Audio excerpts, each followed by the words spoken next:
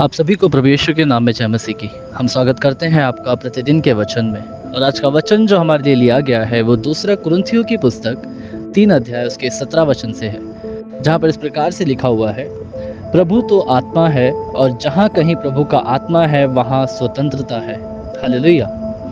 मेरे प्रियो, पौलुस यहाँ पर कुरिन्थियों की कलीसिया को ये लिखते हुए बताता है कि तुम्हें परेशान होने की ज़रूरत नहीं, तुम्हें घबराने की ज़रूरत नहीं। लोग जो भी कर रहे हैं उन्हें करने दो, परंतु तुम उनके लिए प्रार्थना करो और ये प्रार्थना करो कि प्रभु का आत्मा उनसे बातें करे, और ये प्रार्थना करो कि प्रभु का आत्मा उन्हें स्वतंत्र करे। क्यों? क्योंकि जो प्रभु है वो आत्मा है, और जहाँ कहीं भी प्रभु का पवित्र आत्मा होता है वहाँ पर स्वतंत्रता होती है। स्वतंत्रता होती है पाप से, हर एक दुष्टता से, हर एक आपके जो भी गलत काम है उससे, आपकी बीमारी से, आपके श्रापों से। जो प्रभु का आत्मा जब आपके ऊपर आता है तो आप में स्वतंत्रता आती है। मेरे प्रियो, जब पहली बार पृथ्वी पर पवित्र आत्मा उतरा था पेंतीकोस्त के समय में, जब यीशु मसीह स्वर्गलोक में उठा लिए गए, तो उसके बाद जब जो चेले थे वो बैठकर प्रार्थना कर रहे थे कि प्रभु तू तो चला गया, अब हमें कैसे सेवकाई करनी है, क्या करना है? तूने वायदा किया था एक सहायक को भेजेगा, कैसे होगा, क्या होगा? परंतु उसी समय जब वो प्रार्थना कर रहे थे, एकाएक एक आवाज आई, वहां पर एक शोर हुआ और प्रभु का आत्मा उनके ऊपर उतरा। और वहां पे लिखा है कि यीशु मसीह ने उनसे वायदा भी किया था कि जब तुम पर पवित्र आत्मा उतरेगा तब तुम सामर्थ को पाओगे। हालेलुया। तो मेरे प्रियो, जो आज के समय में आप और मैं अपना जीवन को व्यतीत कर रहे हैं, अगर आपको और मुझे सहायक चाहिए तो परमेश्वर अपनी पवित्र आत्मा को आप में और मुझ में देता है, ताकि हम अपने जीवन को अच्छे से निर्वाह कर सके, हम अपने जीवन को परमेश्वर के नियंत्रण में रख सके। परंतु यहाँ पर लिखा है कि प्रभु का आत्मा स्वतंत्रता देता है, वो हमें आजाद करता है। पर कई लोग ये समझते हैं कि जब हम मसीह में आते हैं, जब हम मसीह यीशु को अपना उद्धारकर्ता मान लेते हैं, तो हमारा जीवन जो है वो बंदिश बन जाता है। हम नशा नहीं कर सकते, हम ये पाप नहीं कर सकते, हम ये नहीं कर सकते, हम वो नहीं कर सकते। तो ये किस प्रकार की आज़ादी है?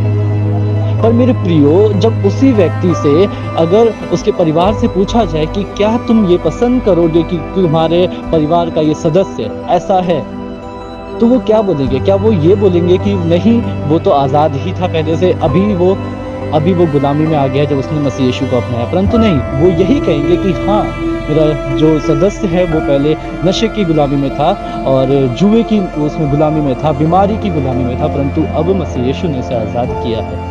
कई बार वो व्यक्ति उस बात को नहीं समझ पाता कि वो आज़ाद हुआ है। वो ये सोचता है कि हाँ, कि मैं मसीह यीशु में आने के बाद थोड़ा सा गुलाम हो गया हूँ, मैं कुछ चीज़ों को नहीं कर सकता। परंतु मसीह उसे आत्मा में आज़ाद करता है, ताकि वो अपने मन, अपने प्राण और अपने शरीर पर ध्यान दे सके। क्योंकि जब तक आपका और मेरा आत्मा मरा हुआ रहता है, हमारा जो मन हमारे ऊपर हावी रहता है, और जो हमारा मन है वो इन संसार के लोगों के समान बना हुआ है, और उस मन को जो शैतान है और इस दुनियादारी चीज़ें हैं वो उस पर नियंत्रण बना के रखती हैं। परंतु जब परमेश्वर अपना पवित्र आत्मा आपके ऊपर, मेरे ऊपर उंडेलता है, अपना सहायक आपके और मेरे ऊपर उंडेलता है, वो हमारी आत्मा को वापस से जिलाता है। वो हमारी आत्मा जो कि परमेश्वर का अंश हमारे अंदर है, उसे वो दोबारा से जिलाता है, और वह अपना नियंत्रण मन पे रखता है। और उस प्रकार से फिर आप शरीर से वो पाप नहीं करने पाते हैं, आपके शरीर में वो बीमारी नहीं आती है जो कि श्राप और बंधनों से था।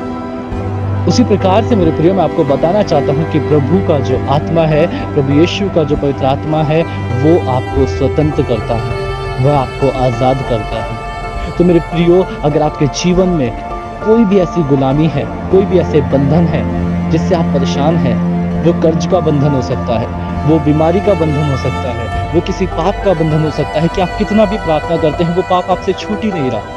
परंतु मैं आपको बताना चाहता हूँ कि आप परमेश्वर से पवित्र आत्मा को मांगे, ताकि वो आपको और मुझे आज़ाद करे, ताकि वो आपको और मुझे उस सारे बंधनों को तोड़कर, हर एक पाप और श्राप शक्तियों से छुड़ाकर आपको और मुझे आज़ाद करे।